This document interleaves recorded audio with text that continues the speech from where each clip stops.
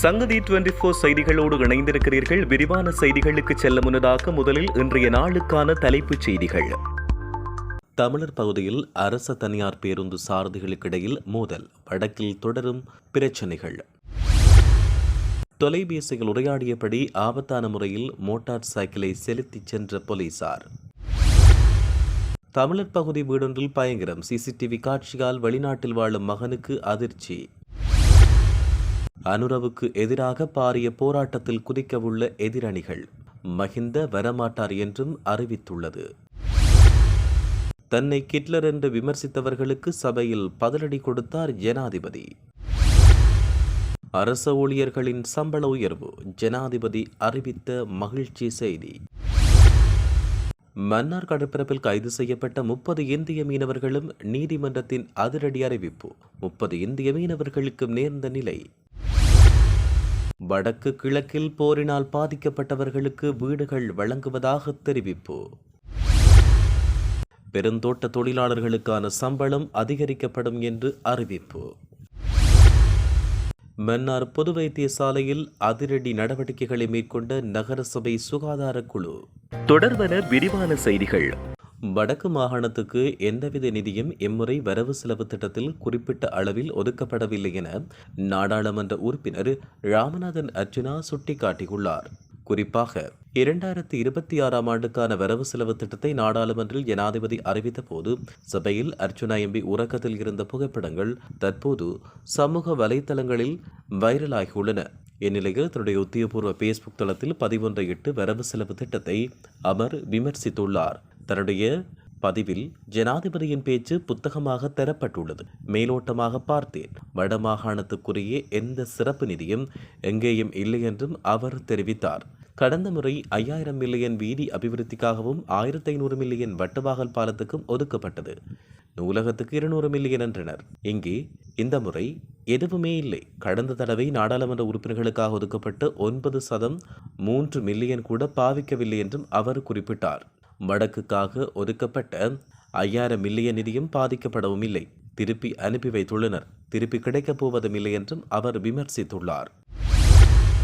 இலங்கை போக்குவரத்து சபைக்கு சொந்தமான பேருந்தின் சாரதி மற்றும் நடத்துனரை தனியார் பேருந்து குழுவினர் தாக்கும் காட்சி தற்பொழுது வெளியாகி பரபரப்பை ஏற்படுத்தியுள்ளது. இச்சம்பவம் நேற்று காலை 7:30 மணியளவில் வவுனியாவில் இடம்பெற்றுள்ளது.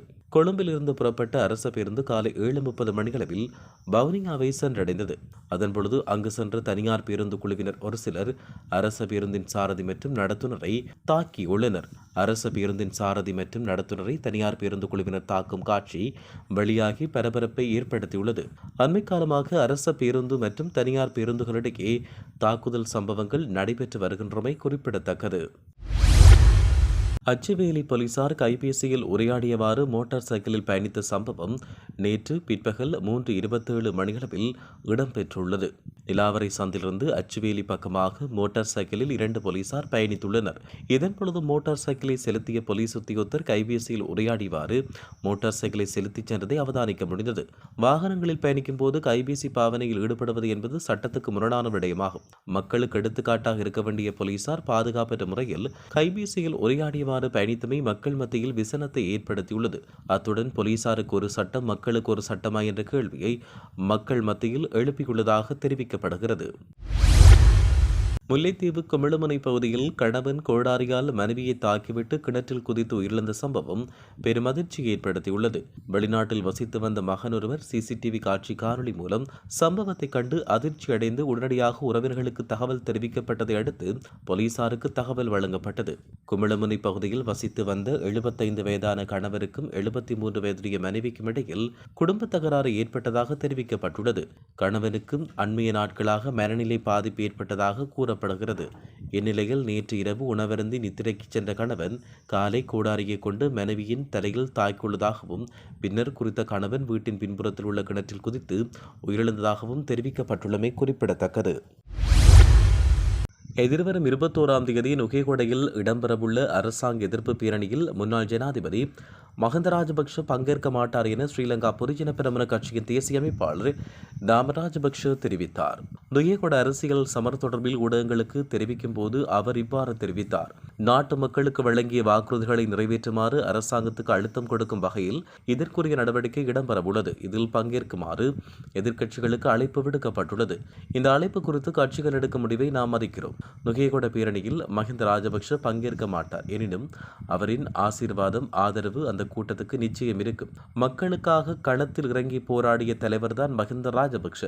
அவரின் வழிகாட்டலோடு எமது பயணம் தொடரும். நுகேகொட அரசியல் சமர் அரசாங்கத்துக்கு நிச்சயம் கடும் அழுத்தத்தை கொடுக்கும் என்று நாமல் ராஜபக்ஷ குறிப்பிட்டார்.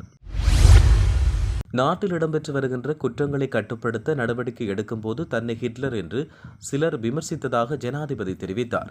மக்களுக்கு எதிராக யாரேனும் தவறிழைத்திருந்தால் அவர்கள் யாராக இருந்தாலும் சட்டத்தின் கீழ் தண்டனை வழங்கப்படும் என்றும் யாருக்கும் பாரபட்சம் பார்க்கப்பட மாட்டாது என்றும் அவர் தெரிவித்தார். நாடாளுமன்றம் 2026 ஆண்டுக்கான வரவு செலவு திட்ட உரையில் கருத்து வெளியிட்ட போது அவர் இதை தெரிவித்தார்.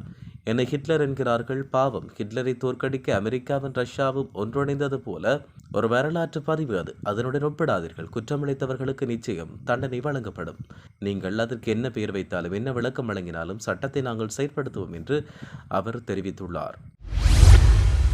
அரசாங்க ஊழியர்களின் சம்பளத்தை 3 கட்டங்களாக அதிகரிக்க நடவடிக்கை எடுக்கப்பட்டுள்ளதாக ஜனாதிபதி தெரிவித்தார். நாடாளுமன்றின் வரவு செலவு திட்ட உரையின் போது அவர் இவ்வாறு தெரிவித்தார். நாட்டில் வேலையின்மை வீதத்தை 4.5 இருந்து 3.8 குறைக்க நடவடிக்கை எடுக்கப்பட்டதாக ஜனாதிபதி தெரிவித்தார். அதேவேளை மக்களுக்கு எதிராக அவரிடம் தவறிழைத்திருப்பார்களாயின் அவர்கள் யாராக இருந்தாலும் சட்டத்துக்கு அமைய தண்டனை வழங்க நடவடிக்கை எடுக்கப்படும் என்றும் தெரிவிக்கப்பட்டுள்ளது.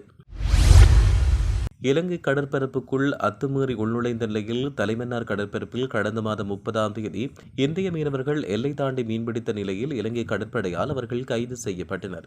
பின்னர் குறித்த மீனவர்கள் மன்னார் நீதிமன்றத்தில் ஆஜர்படுத்தப்பட்ட நிலையில் விளக்கமறியலில் வைக்கப்பட்டனர். குறித்த மீனவர்களின் விசாரணை நேற்றைய தினம் வியாழக்கிழமை மன்னார் நீதிமன்றில் இடம்பெற்றது. இதன்போது குறித்த மீனவர்கள் மன்னார் நீதிமன்றில் ஆஜர்படுத்தப்பட்டனர். இதன்போது 1ஆம் மற்றும் 2ஆம் குற்றச்சாட்டுக்கு 10 வருடங்களுக்கு ஒத்திவைக்கப்பட்ட தலா 12 சிறை தண்டனை விதிக்கப்பட்டது. 3ஆம் குற்றச்சாட்டுக்கு 26 மீனவர்களுக்கு 2,50,000 ரூபாய் அபராதம் விதிக்கப்பட்டது. ஏற்கனவே இலங்கை கடற்படையால் கைது செய்யப்பட்டு மன்றில் ஆஜர்படுத்தப்பட்டு நிபந்தனையுடன் விடுவிக்கப்பட்டிருந்த நிலையில் மீண்டும் கைது செய்யப்பட்ட 4 இந்திய மீனவர்களுக்கு 3வது குற்றச்சாட்டுக்காக தலா 2,70,000 ரூபாய் அபராதம் விதிக்கப்பட்டது. படகு தவிர்ந்த ஏனைய சார்ந்த பொருட்களை அரச உடைமையாக்க நீதவான் உத்தரவு பிறப்பித்துள்ளார். வடக்கு கிழக்கு மாகாணங்களில் போரினால் எந்தவொரு வீடுமற்ற குடும்பங்களுக்காக 2,500 வீடுகளை நிர்மாணிக்க தற்போது ஒதுக்கப்பட்ட 3,850 மில்லியன் ஒதுக்கீடு ரூபாய் 5,000 மில்லியனாக அதிகரிக்கப்படும் என்று தெரிவிக்கப்பட்டுள்ளது. நாடாளுமன்றில் முன்வைக்கப்பட்ட 2026ஆம் ஆண்டுக்கான வரவு செலவு திட்ட உரையின் போது ஜனாதிபதி இந்த விடயத்தை குறிப்பிட்டுள்ளார். குறைந்த வருமானம் கொண்ட குடும்பங்களின் வீட்டு வசதி பிரச்சினைக்கு தீர்வாக அடுத்த ஆண்டு முதல் தமக்கெனதோர் இல்லம் அழகான வாழ்க்கை வீட்டு வசதி நிகழ்ச்சி திட்டம் கட்டம் கட்டமாக நடைமுறைப்படுத்தப்படும் என்றும் குறிப்பிடப்பட்டுள்ளது. பெருந்தோட்ட தொழிலாளர்களின் அடிப்படை சம்பளம் 2026ஆம் ஆண்டு ஜனவரி மாதம் முதல் 1,550 ரூபாய் வரை அதிகரிக்கப்படும் என அரசாங்கம் குறிப்பிட்டுள்ளது. அதற்கு மேலதிகமாக வருகைக்கான ஊக்குவிப்பு கொடுப்பனமாக 200 ரூபாய் அரசாங்கத்தால் வழங்கப்படும் என்றும் தெரிவிக்கப்பட்டுள்ளது. பெருந்தோட்ட தொழிலாளர்களுக்கு ஒரு நாளைக்கான வேதனம் 1,750 ரூபாவாக அதிகரிக்கப்படும் என்றும் தெரிவிக்கப்பட்டுள்ளது. பெருந்தோட்ட நிறுவனங்களின் ஒப்பந்தங்கள் 2042ஆம் ஆண்டுடன் நிறைவடைய உள்ளதாகவும் குறிப்பிடப்பட்டுள்ளது. மன்னார் பொது வைத்தியசாலை மற்றும் சிற்றுண்டி சாலையின் அவலநிலை தொடர்பில் மன்னார் நகரசபையில் முன்வைக்கப்பட்ட முறைப்பாட்டுக்கு அமைய மன்னார் நகரசபையின் சுகாதார குழு அதிரடி நடவடிக்கைகளை மேற்கொண்டுள்ளது.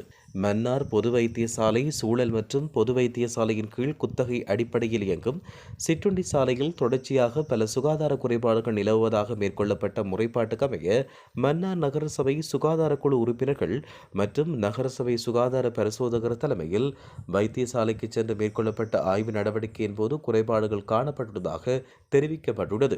இவ்வாறான நிலையில் குறித்த சிற்றுண்டி சாலைக்கு எதிராக வழக்கு தாக்கல் செய்யப்பட்டதோடு வைத்தியசாலை நிர்வாகத்துக்கும் குறைபாடுகளை நிவர்த்தி செய்வது தொடர்பில் கடிதம் ஒன்று அனுப்பி வைக்கப்பட்டுள்ளதாக தெரிவிக்கப்பட்டுள்ளமை குறிப்பிடத்தக்கது. இத்துடன் செய்திகள் யாவும் நிறைவு பெறுகின்றன. மேலதிக செய்திகளுக்காக சங்கதி 24.com உடன் இணைந்திருங்கள். வணக்கம்.